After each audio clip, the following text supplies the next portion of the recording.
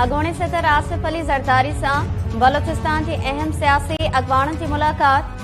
बलोचिस्तान जा अहम सियासी अॻवान पीपल्स पार्टी में शामिल।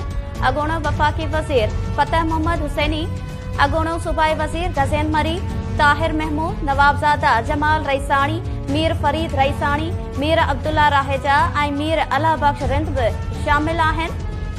आसिफ अली ज़रदारी चयो आहे त बलोचिस्तान ऐं पीपल्स पार्टी जो तारीख़ी लाॻापो आहे। पीपल्स पार्टी बलोचिस्तान जे हक़नि लाइ हक़ीक़ी जदोजहद कई। बलोचिस्तान में पीपल्स पार्टी मज़बूत सियासी धुर आहे। असां बलोचिस्तान जे माण्हुनि जे हक़नि ते सौदेबाज़ी न कंदासीं।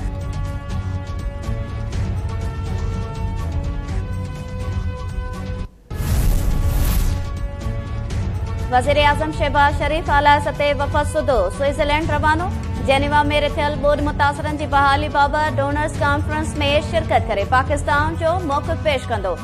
वज़ीर आज़म कॉन्फ्रेंस जे मौक़े ते आलमी अॻवाननि सां साइड लाइन मुलाक़ातूं बि कंदो।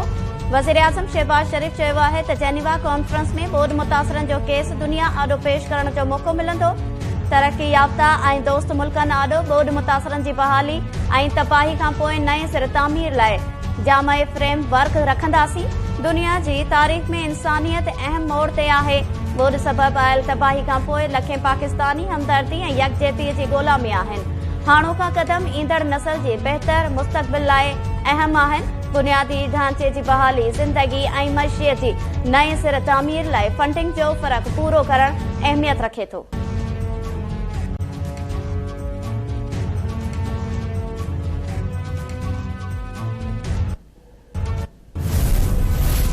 हिन वक़्त मुल्क तारीख़ जे वॾे बहरान खे मुंहुं ॾेई रहियो आहे। मुल्की हालतुनि जो ज़िम्मेवार जनरल रिटायर्ड कमर जावेद बाजवा आहे। हिकु शख़्स जे फ़ैसिले सॼे मुल्क खे तबाह करे छॾियो आहे। मालीर में पीटीआई जे वर्कर्स कन्वेंशन खे वीडियो लिंक ते ख़िताब कंदे इमरान ख़ान चयो त 90 वारे ॾहाके में पाकिस्तान तरक़ी करे रहियो हो। करप्ट टोले जे अचण बाद तबाह थियो। असां सभिनी खे गॾिजी मुल्की हालतूं तब्दील करणियूं पवंदियूं। को बि टेक्नोक्रेट सेटअप मुल्क खे बहरान मां नथो कढी सघे।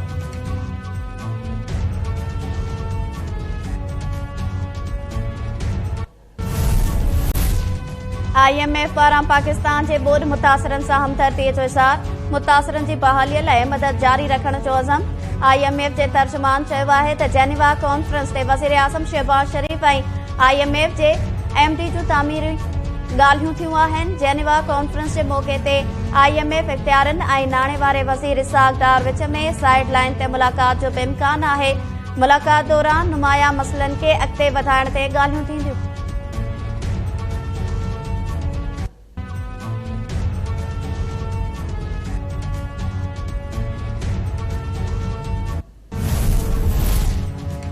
वॾे वज़ीर मुराद अली शाह कराची में स्ट्रीट क्राइम ख़िलाफ़ कार्रवायूं तेज़ करण जी हिदायत। वॾे वज़ीर मुराद अली शाह जो चवणु आहे त समूरनि हॉट स्पॉट, रश वारनि हंधनि ऐं हसास हंधनि ते पुलिस मुक़ररु करे चेकिंग सख़्त कई वञे।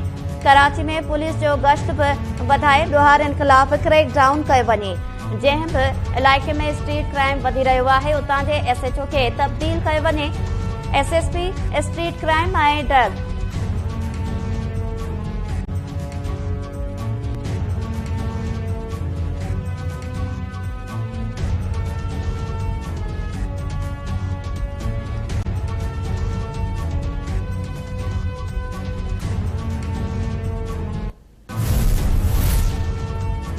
कराची में मकानी चूंडियूं सरगर्मियूं चोट चढ़ी वयूं। पीपल्स पार्टी पारां रैली निसार खोड़ो, सईद गनी ऐं ॿियनि जी अॻवानी में बिलावल हाउस खां रैली कढी वई। वॾे अंग में कारकुननि जी शिरकत। बिलावल हाउस खां निकितल पीपल्स पार्टी जी रैली शारा फैसल ते स्टार गेट वटि जलसे में तब्दील। अॻवाननि जो ख़िताब जारी।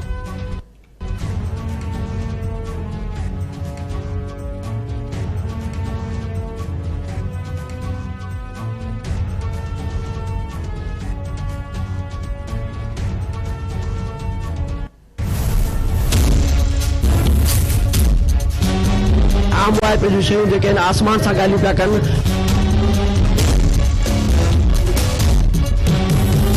माण्हू जेके आहिनि ग़रीब माण्हू अचे शहर में रुगो रेट पुछा करे हलो था वञनि। एतिरो नथो थी सघे त को घर जी राशन मुकमल वठी सघनि।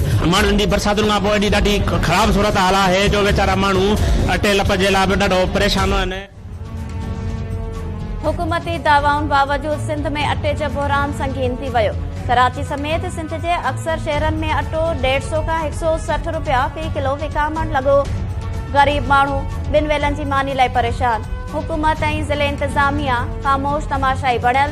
दुकानदारनि ऐं अटे चकी मालिकनि पंहिंजा मनपसंद अघ मुक़रर करे छॾिया। दिहाड़ीअ ते कमु कंदड़ बोरियत बुखूं काटण ते मजबूर। सस्ते अटे जे स्टॉल्स ते माण्हुनि जी रश लॻल। हैदराबाद, दादू, सांगड़, हाला, सीता रोड, कोट गुलाम मोहम्मद ऐं ॿियनि शहरनि में अटो महांगो अघ ते विकिरो करण ख़िलाफ़ एहतजाज। फौरी तौर सस्तो अटो फराहम करण जी घुर।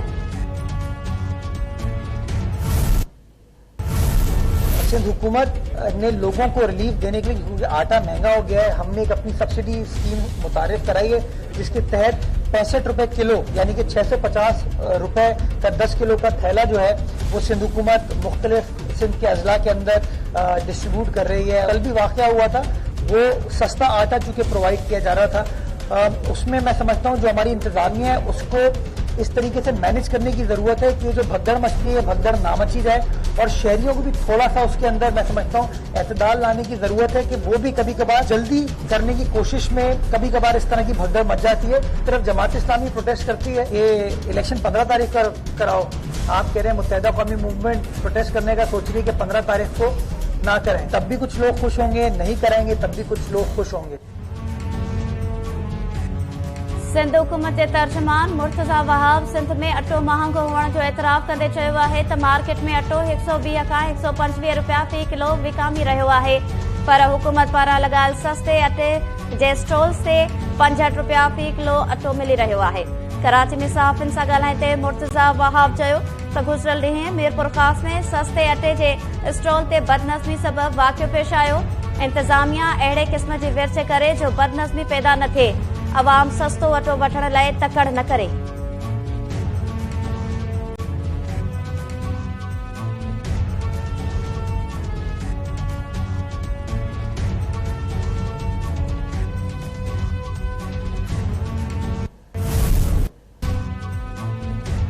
सिंध एक्शन कमेटी जे सॾ ते मुख़्तलिफ़ शहरनि में 24 कलाकनि लाइ बुख हड़ताल कई वई। कराची में एसयूपी अॻवान सैयद ज़ैन शाह जी अॻवानी में प्रेस क्लब आॾो बुख हड़ताल कैंप क़ाइम कई वई। अयाज़ लतीफ़ अली जो जी अॻवानी में हैदराबाद सखर में रियाज़ चांडियो जी अॻवानी में बुख हड़ताली कैंप लॻाई वई। मीरपुर ख़ास लाड़काणो ऐं नवाबशाह में बि नवां सूबा ठाहिण ऐं सिंध जा मदनी वसीला वफ़ाक़ हवाले करण ख़िलाफ़ सिंध एक्शन कमेटी जे सॾ ते बुख हड़ताली कैंप्स लॻाई वयूं। सैयद ज़ैन शाह ऐं अयाज़ लतीफ़ अली जो चयो त सिंध ख़िलाफ़ का बि साज़िश कामयाब थियण न ॾींदासीं। अरणी तरमीम ऐं सूबाई ख़ुदमुख़्तियारीअ जी दावेदार पार्टी सिंध जा वसीला वफ़ाक़ खे ॾेई सूबाई ख़ुदमुख़्तियारी ख़तम करे छॾी आहे।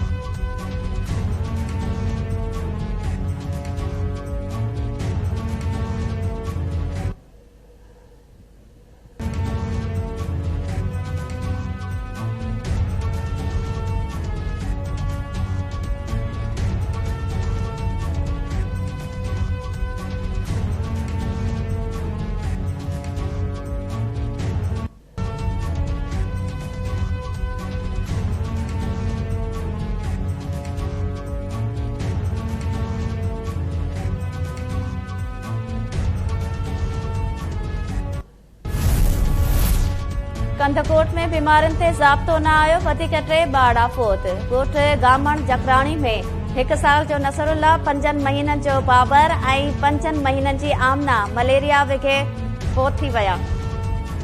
ॻोठाणनि जो चवणु आहे त ॻोठ में केतिराई ॿार मलेरिया ऐं ॿियनि बीमारियुनि में मुब्तला आहिनि। सिहत खातो टीमूं मोकिले ॿारनि जो इलाज करे संदनि ज़िंदगी बचाए।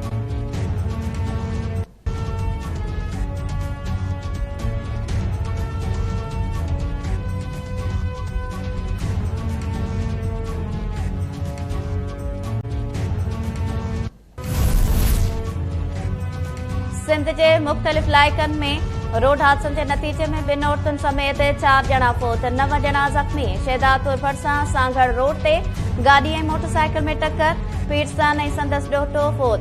हादसे में 60 वरियन जो उस्मान लगारी ऐं बाबर लगारी मौके ते फोत थी विया। हाला भरसां भाणोट रोड ते ट्रैक्टर ट्राली ऐं मोटरसाइकिल में टक्कर। मोटरसाइकिल सवार 2 औरतूं फोत ऐं 1 ॼणो ज़ख़्मी। मंसूराबाद भरसां इंटस हाईवे ते 2 कारुनि में आमो साम्हूं टक्कर। 2 औरतुनि समेत 7 ॼणा ज़ख़्मी।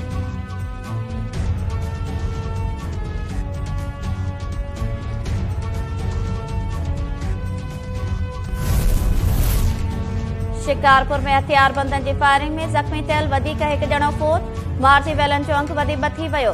गोल मार्केट में हथियारबंदनि जी फायरिंग में ज़ख़्मी थियल नसरुल्लाह जाफ़री सखर जे अस्पताल में दम ॾेई छॾियो।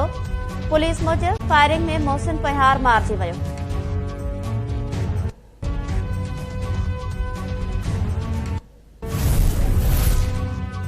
शहदादपुर जे अलाहाबाद पाड़े में 1 ॼणो छुरा हणी बेदर्दी सां क़तल। कपड़नि खां आजो हालत में लाश हथ। मक़तूल जी सुञाणप गुलाम अब्बास मस्तोई तौर कई वई। पुलिस मूजिबि अब्बास मस्तोई जो लाश 2 ॾींहं पुराणो आहे। खेसि छुरा हणी क़तल कयो वियो। मेहड़ में टायरनि जी दुकान मां अधड़ोड़ शख़्स जो फाहो खाधल लाश मिलियो। अनवर चांडियो जो लाश अस्पताल मुंतकिल। वारसनि मूजिबि अनवर चांडियो घरू तकरार तां आपघात कयो आहे।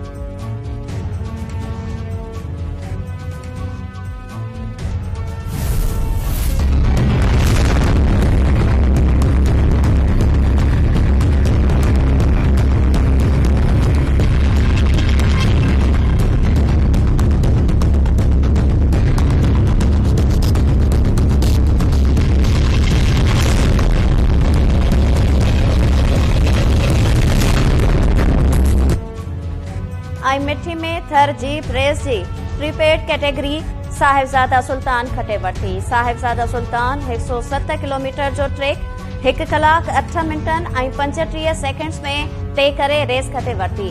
शिराज कुरैशी 2 ऐं सुल्तान बहादुर अज़ीज़ 3 पोज़ीशन हासिल कई।